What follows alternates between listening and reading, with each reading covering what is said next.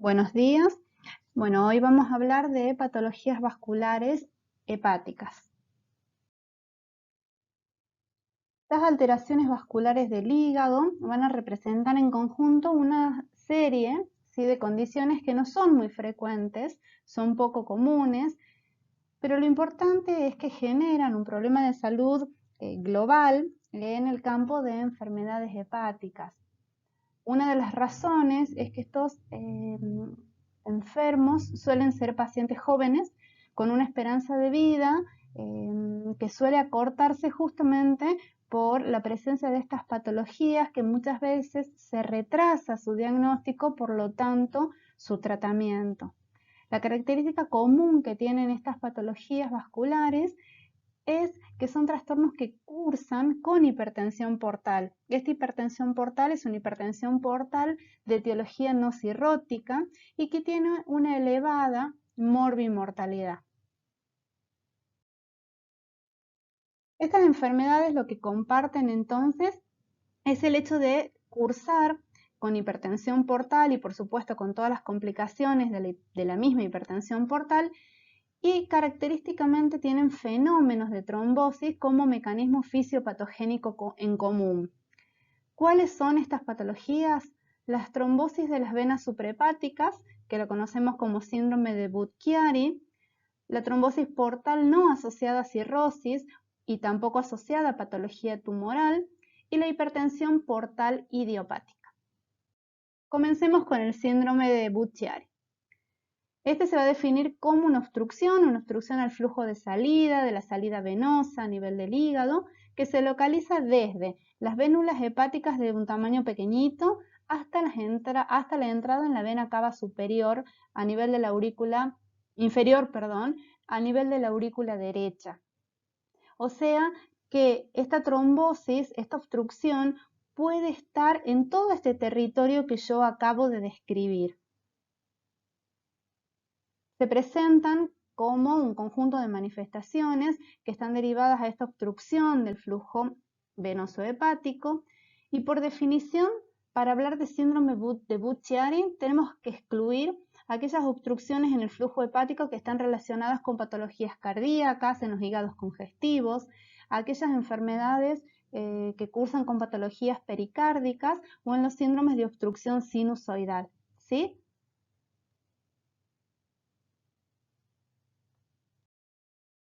¿Cómo lo podemos clasificar o cómo clasificamos al síndrome de Budd-Chiari? Lo clasificamos básicamente en primario o en secundario. El síndrome primario, esta obstrucción se origina por una lesión primaria a nivel de la pared venosa o por una trombosis venosa primaria. En un 90% de los pacientes que tienen este síndrome de Budd-Chiari primario, tenemos factores trombofílicos subyacentes. El paciente tiene una patología subyacente de base, como por ejemplo los síndromes mieloproliferativos. Estos están en primer lugar como una causa individual muy frecuente productora de esta trombosis. El síndrome de Budd-Chiari secundario se produce ya por una invasión tumoral o por una compresión extrínseca de las venas. Hay varias etiologías en este síndrome de Budd-Chiari. Vamos a pasar a nombrar algunas. Estos factores etiológicos trombóticos, por ejemplo, como dijimos hace un rato, son los síndromes mieloproliferativos, la policitemia vera, la trombocitosis o trombocitonemia esencial, la mielofibrosis, pacientes que tienen hemoglobinuria paroxística nocturna también, que tienen toda esta predisposición a hacer trombosis, en algunos trastornos trombofílicos, como por ejemplo los autoinmunitarios como el síndrome antifosfolipídico, en déficit de proteínas C o proteínas S, en algunas mutaciones del factor 5, cuando hay un déficit de antitrombina, un déficit de un factor activador tisular del plasminógeno, en la hiperhomocistenemia, en predisponentes también como el embarazo, el posparto, el uso de anticonceptivos orales, y aquellos factores o patologías que son básicamente no trombóticas pueden ser el hepatocarcinoma, algún carcinoma de células renales como un gran simulador, como es este carcinoma justamente, en hematomas hepáticos por compresión, en algunos pacientes con filariasis, ¿sí? Existen muchos factores etiológicos que me van a predisponer a la formación o a la producción de un síndrome de Budd-Chiari. ¿Qué manifestaciones clínicas tiene este síndrome? Es muy heterogénea, la clínica es bastante heterogénea. Pueden ser pacientes que no tengan síntomas, pacientes totalmente asintomáticos o aquellos que se presentan directamente con un fallo hepático fulminante. ¿Cuál es la tendencia natural de esta enfermedad? Es que se presenta por episodios en donde se producen trombosis, pero separadas en el tiempo. Y entre estos episodios se comienzan a afectar áreas del parénquima con obstrucción al flujo y que empiezan a desarrollar colaterales venosas que empiezan a descomprimir estas zonas afectadas, y estos episodios en cierta manera empiezan pasan como desapercibidos desde un punto de vista clínico, hasta que pasado el tiempo este daño hepático ya comienza a ser o ya es muy importante. En otros casos se puede presentar en forma brusca, con una trombosis inicial que es muy extensa, o cuando el paciente tenía una trombosis previa con lesiones antiguas y se agrega una nueva trombosis, o cuando la trombosis está asociada también a la presentación de trombosis en la vena porta. O sea que la clínica de este paciente con síndrome Budd-Chiari pueden ser estos episodios de trombosis separados en el tiempo o presentarse sintomatológicamente de forma abrupta, de forma brusca. ¿Cuándo lo sospechamos al síndrome Budd-Chiari? En aquellos pacientes, acuérdense que es un paciente que cursa con hipertensión portal. Entonces este paciente puede presentarse con ascitis de distintos grados, con hepatomegalia. Esta hepatomegalia puede ser o no dolorosa. El paciente puede tener una hepatopatía crónica con una alteración en la función renal leve o con una ascitis que se torne intratable, que empezamos a tratar de corregir algunos factores, pero esta ascitis permanece en el tiempo. Con eso también podemos empezar a sospechar otras etiologías y no las más frecuentes. Insuficiencia hepática aguda con hepatomegalia, o en aquellos pacientes que ya tienen una enfermedad protrombótica previa y comienzan con alteración hepática. En todas estas situaciones que yo les nombré, podemos comenzar a sospechar la presencia de un síndrome de Budd-Chiari y nos obliga a comenzarlo. ¿Cuál es la presentación más común? Es el síndrome con hipertensión portal, con todas las complicaciones que este implica. Ascitis, puede complicarse con una PBE, con una peritonitis bacteriana espontánea, puede evolucionar y tener afectación hepatorrenal, algunas complicaciones de las varices esofágicas, por ejemplo, la hemorragia digestiva. ¿Cuál es el diagnóstico? ¿Cómo hacemos el diagnóstico del síndrome Budd-Chiari? Tenemos que demostrar que existe la obstrucción a este flujo venoso hepático en este territorio que habíamos hablado. La ecografía Doppler es la técnica de elección. La angioTAC o la angioresonancia son útiles, pero son útiles posteriormente, cuando el diagnóstico es bastante difícil. Allí sí las podemos usar, pero la ecografía Doppler sigue siendo la técnica de elección. Se puede hacer cateterismo de las venas suprahepáticas. Muchas veces lo hacemos para poder evaluar la extensión de esta obstrucción al flujo, pero no es algo que sí o sí debe existir para su diagnóstico. El tratamiento básicamente son 3 pilares. Tenemos que tratar las manifestaciones clínicas, como por ejemplo la ascitis. Tenemos que hacer un control de la enfermedad trombofílica que el paciente puede haber traído previamente y, por supuesto, hacer una corrección de la obstrucción del flujo. Entonces, este tratamiento, básicamente, en pacientes que son sintomáticos, tienen que ser tratados con con aquel esquema que nosotros veníamos usando ya para patologías hepáticas crónicas. La ascitis tiene que ser tratada con diuréticos, que ya sabemos que espironolactona es de elección, puede agregarse, si hay edemas también, furosemida. Hay que hacer a veces paracentesis, tratar las varices esofágicas, hacer profilaxis, todo lo que tiene que ver con el tratamiento de una enfermedad hepática crónica que cursa con hipertensión portal. Pero además, se agrega la participación o el tratamiento con un anticoagulante. En los pacientes con síndrome de Buchiari tenemos que colocarle esquema de anticoagulación, ¿sí? No de profilaxis anticoagulante, sino de anticoagulación. Aquellos pacientes que vemos que con este tratamiento no presentan mejoría o que desarrollan algunas complicaciones que pasan a ser más graves, el tratamiento médico ya suele no ser suficiente, por lo tanto lo que tenemos que hacer es otros tipos de tratamientos para tratar de corregir en este paciente la obstrucción a este flujo, ¿sí?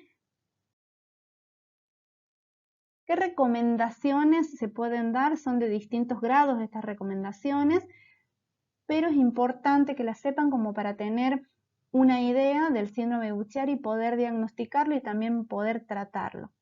Hay que considerar como posible el diagnóstico del síndrome de Buchiari en aquellos pacientes que son sintomáticos o también asintomáticos, pero que tienen una enfermedad hepática crónica o también aguda. Tenemos que pensarlo al síndrome de Buchiari en las enfermedades hepáticas.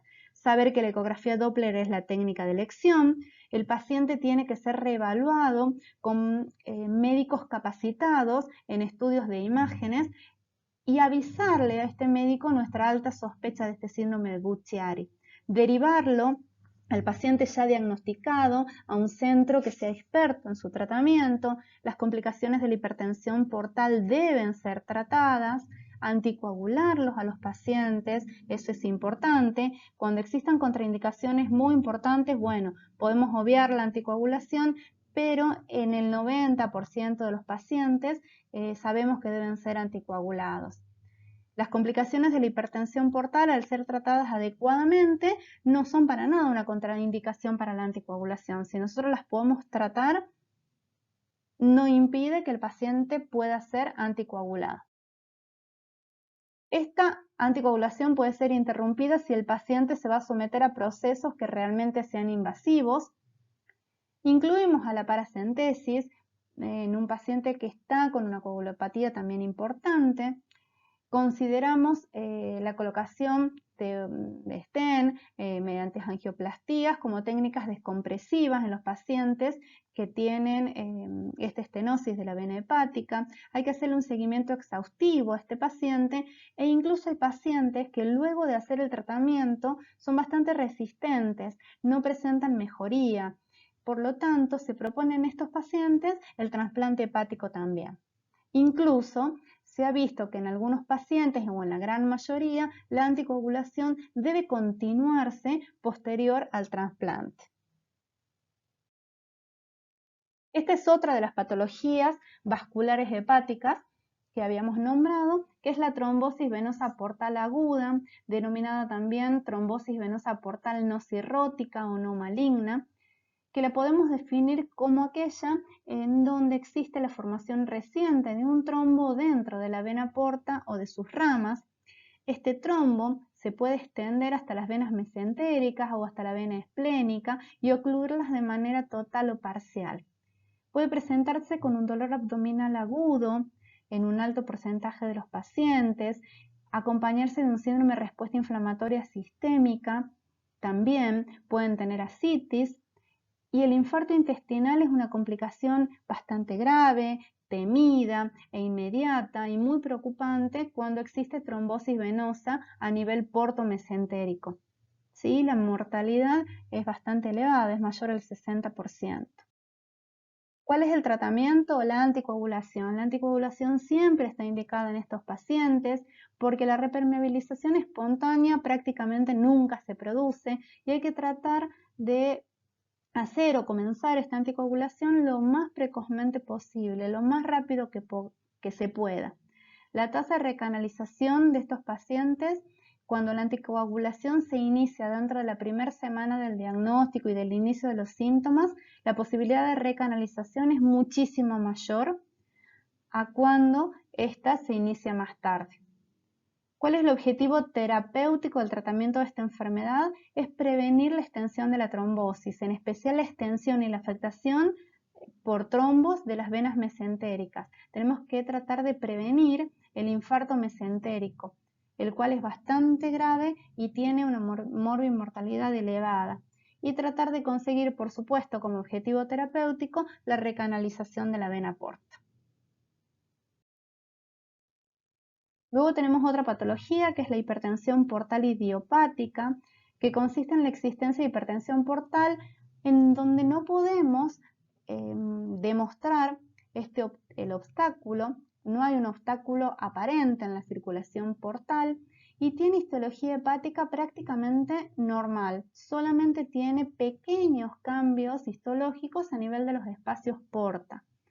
Estos pacientes que tienen hipertensión portal idiopática suelen cursar con esplenomegalia y también pueden cursar con episodios de hemorragia por complicaciones por rotura de las varices esofágicas. Estos episodios suelen ser bastante bien tolerados, los pacientes tienen una supervivencia no muy corta como las otras patologías y la etiología de este proceso la verdad que es desconocida, suelen decirse que se trata de fenómenos multifactoriales. ¿Cuáles son los criterios de esta hipertensión portal idiopática? La existencia de signos clínicos de hipertensión portal como la esplenomegalia, el hiperesplenismo, varices, ascitis, la presencia de colaterales.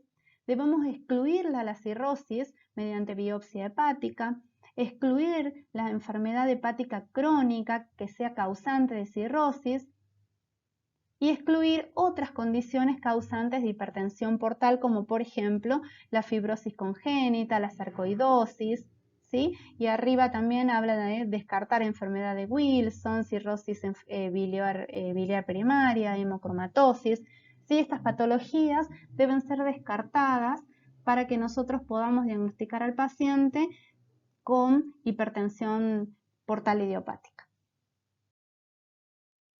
Otra patología es el síndrome de obstrucción sinusoidal, denominado SOS. Antes se lo conocía como la enfermedad veno-oclusiva del hígado. En algunos textos todavía lo pueden encontrar así, ¿sí? En este momento y actualmente se llama síndrome de obstrucción sinusoidal.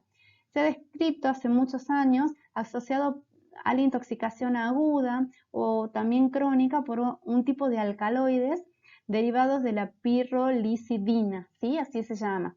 En la actualidad se vio que este síndrome de obstrucción sinusoidal se asocia al tratamiento de los pacientes con fármacos. Hay 20 o 25 fármacos o tóxicos diferentes en los que hay inmunodepresores y también quimioterápicos que causan este síndrome de obstrucción sinusoidal o SOS. Se produce como consecuencia directa de la toxicidad de este fármaco hacia las células endoteliales sinusoidales. El hallazgo que nosotros podemos encontrar en la histología es que se pierden la integridad de la pared porque se produce una obstrucción sinusoidal congestiva y de esta manera se produce esta desintegración de la pared. El SOS es bastante frecuente en hígados que previamente ya sean susceptibles, o sea, aquellos que tengan antecedentes de hepatitis virales o de hepatitis tóxicas previas.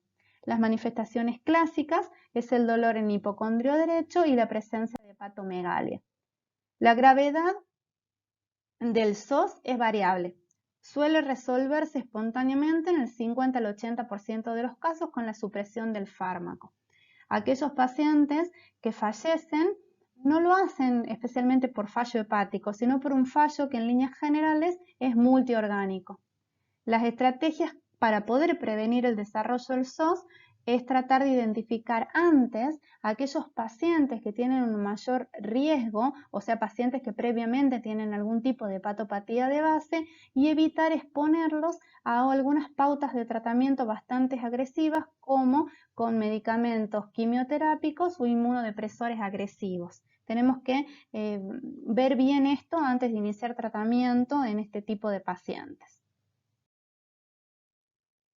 Bueno, acá yo quería hablar algo de un agregado, como un anexo, que es el hígado cardíaco, el hígado de éstasis, ¿sí? Los hígados congestivos.